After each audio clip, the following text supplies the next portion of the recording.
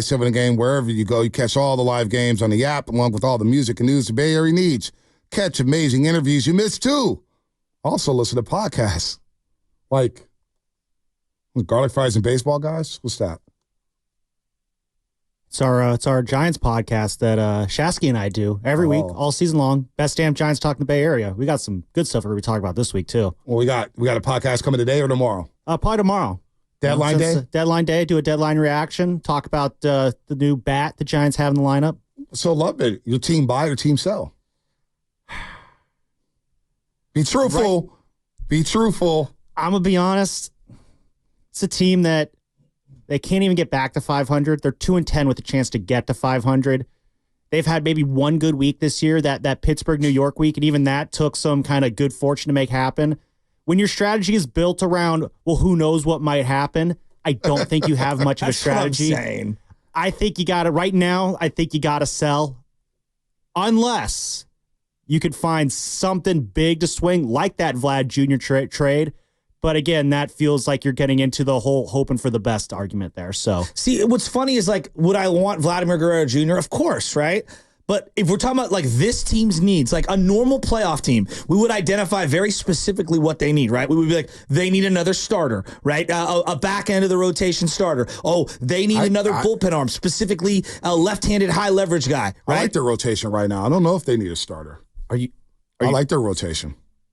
So the rotation is, just want to make sure we're clear here, Robbie Ray, Blake Snell, Hayden Birdsong, Kyle Harrison, and who? Logan Webb. Okay. That's 5, right? Yeah, that's 5. Yeah, but they're going 6. 5, 6. They're going 6 right now because of all the injuries. And, one guy's coming off of Tommy John. The other guy's coming off of multiple groin injuries. The other 2 youngsters have to be paced because they have to get to the finish line. So you said who? Alex Cobb? What's his deal? Because he had a setback. He is supposed to make his debut against the Reds Cincinnati this Reds. Weekend. Yeah. So he had a blister that developed on his hand that popped in his last rehab start, so that kind of derailed his ability to come back against the A's. So you got that as your rotation. But you're going to shut down one, if not both youngsters. Can I just shift the youngsters to the bullpen? Well, okay. Again, once they hit their limits, I hear that. They're probably going to be done for the year. So their limits is, did they put out a limit for Harrison? No, but it's most people are saying it's somewhere in the 130, 140 range. And right now he's at 100 already, right? So you're probably looking at one more month of starts. Same thing can be said for Birdsong. He's a little behind Harrison. He's at about 80, 85 total innings if you combine his minor league and his major league stuff. And so I think that they're going to have to, if they want to finish them out the year, skip a day and go, every 6 or every 7 days, which I would do to be able to say, hey, at the end of the year, these guys went 140. And so the year after they can go 160 or 170 because you're trying to build up that arm strength. And so to me, I think I need another bullpen arm. I need another starter in the rotation. And I personally believe they need a left-handed power outfield bat, corner outfield in particular. I would love to have Vladdy Jr., but like first base power on this team, outfield is where it's really like they need pop in the outfield. Well, our first baseman got 7 home runs? Well, it's not great, but the on-base percentage is significantly better at first base than any other position. I love the supporting argument. On-base percentage. You know what Vlad's is? Vlad's is pretty good, too. He gets on base. Vlad's awesome. He walks. So it's not just Vlad Guerrero. It's about doing something. Now I'm looking at Harrison right now. He's at 97 innings, 97 and 2/3. If his limit is 150. It's not 150. What is it? That's why I said that from all estimations, it's somewhere in the 130s. They're hoping to get him up to 140. But we will see. I don't think anybody said anything about it. Is it 150, 140, 130? We're going off. What have you heard? You go to the ballpark every game. I mean, to be honest, I haven't heard any specific kind of innings cap they're going to go on. They're probably going to be like, hey, paraphrasing here, but a little bit of how's your arm feeling? It's feeling good. Good. Get back out there. But as far as they're going to cap it at a certain number, I haven't heard anything about that. He went 115 last year, I believe, total minors and majors. So is that 97 now? You can't give me 150?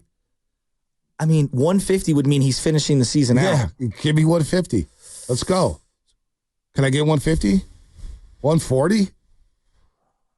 What about I mean 140? That's about 6, 7, 8 more starts. Assuming which is what I think they're going to kind of end up. That's going to get you pretty close to the end of the year. Yeah, why not? And then you get days off through September. And then you get some days off. September, the first week of September. You get some days off. We can rest that arm. Let's put you in the playoffs, buddy. Let's go. Would you guys all admit if he goes 140, that would be aggressive for them. It depends how it looks. Depends how it looks. Got to build that arm up, right? I mean, what about is Hicks someone that they value? Hayden Birdsong. Is Hicks someone they value? It's on the record. He's never been a starter, number one. But he's thrown 100 and they just like done. Kyle Harrison has always been a starter. Jordan Hicks has never been a starter.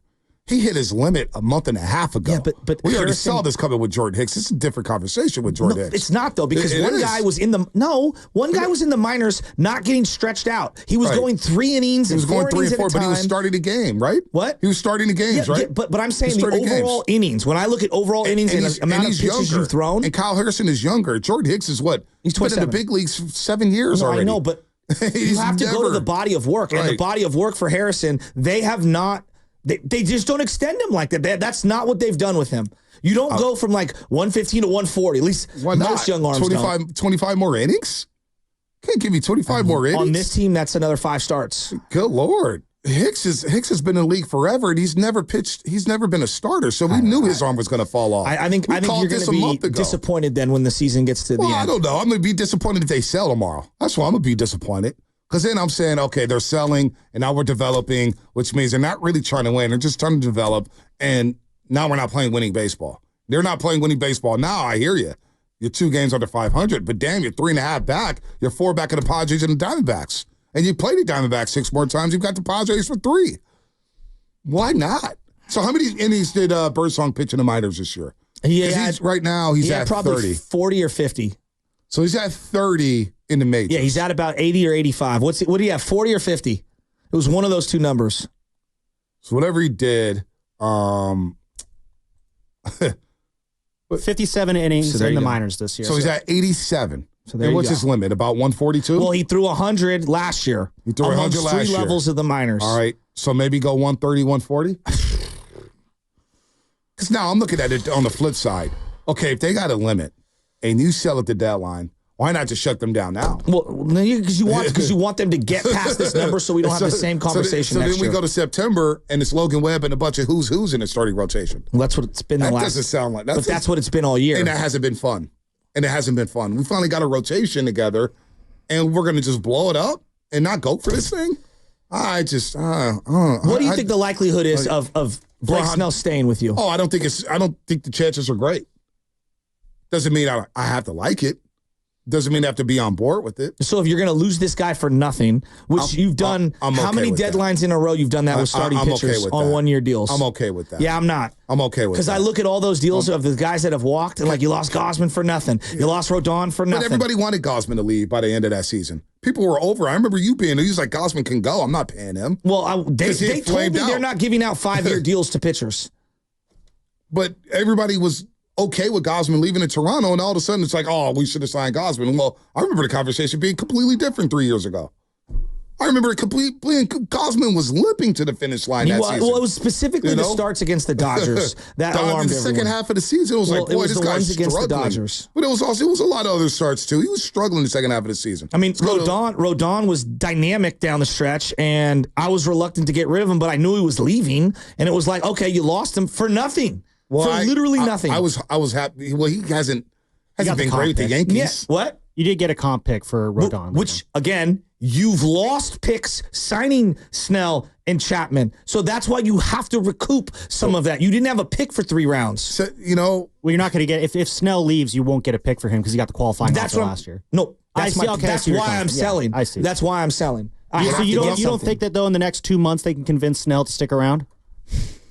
He's already frustrated with his whole rehab process. I have a hard time thinking a guy... That's all in the past now. If you have 2 months, again, hypothetically, if they do add a bat, you have 2 months with offensive support. You don't think that'll change the attitude a little bit? So you finish 8th in the NL, okay? 8th, and you just miss out on the wild card, and all of a sudden Snell's like, yep, this is the... You have to give him a 5-year deal with $200 million. I'm just looking at Gausman, and I think they made the right decision in real time. Gausman that second half of the season, I'm looking back at the game logs because I remember this. I was like, well, he can't get anything going. I mean, he got rocked by the Pirates. He didn't last 4 innings. In that second it half. Was not. He got rocked by the Astros. was getting rocked by the Diamondbacks. I don't know why you're hell-bent on Gausman, though. No, I'm they just saying. They were in the middle of a 2021 season where they won 107 Because you brought up games. Gausman and said, man, they just let Gausman walk. And Well, I remember they in real didn't have any time. pitching, But I though. remember in real time, But though, they didn't- everybody no, was but okay Bugsy, with but that. Bugsy, this is why people Everybody wanted it, agreed in 'cause they real didn't time. have pitching. No, in real time, nobody wanted to give him a 5-year deal, Kevin Gausman. It was like 80-20. That people were like, yeah, just let Gausman walk because of that 4 second half days of the ago, season. you said that everyone should be fired and you should they sell should. everything. It's stale. It's stale. I said it was stale. But Which if it you're in is. this race. So you beat the Rockies and all of a sudden that opinions doesn't change? mean, yeah, absolutely. I want them to buy. I'm tired of them being stale. Part of my rant was I'm tired of them being stale and losing games. Don't you get it? I'm tired of sitting here in 2022, 2023, 2024, 2025, and it's the same damn thing. Meaningless baseball, platooning all over the damn place. I said it. It was stale, and I'm sick of it. They're not I'm platooning. sick of it. They're not platooning when the young players have come up. Finally. Well, because the young players that you've kept, that you came up, are really saving the season. They are platooning Matos. No, Matos ain't is playing gone. every day. He's not even here. playing. Yeah, I know. He's He not was even here. platooning. Why? They sent his Because ass back. Conforto's playing, right? They're playing Conforto, and they're playing this other guy because Ramos. Derek We Hill. played him yesterday in center Derek because Hill. Ramos' thumb's all messed up. But like Ramos Derek has Hill. stuck and stayed in center Derek Hill. field. So Ramos I know what I is said. your center fielder. I know what I said, and yes, my opinion has not changed. I think if he doesn't do anything, Farhan Zaidi, they should all be gone. You should be fired. Absolutely. But you can't sit here in this situation. Just fire everybody. Yeah, fire everybody. Fire everybody. But with the deadline looming tomorrow, and I'm looking at this league, weird things can happen. We didn't think the Diamondbacks were going to make a run last year. And I'm looking at this rotation. Yes, it changes because Birdsong is dealing. All right? Now, let me see Harrison outside of the Colorado Rockies. Fine. Blake Snell's back. Yeah, so who saw that coming? And you got Robbie Ray back, who looked dynamic in those 5 innings and didn't give up a hit. Wow. I was special. The reason why you sell is because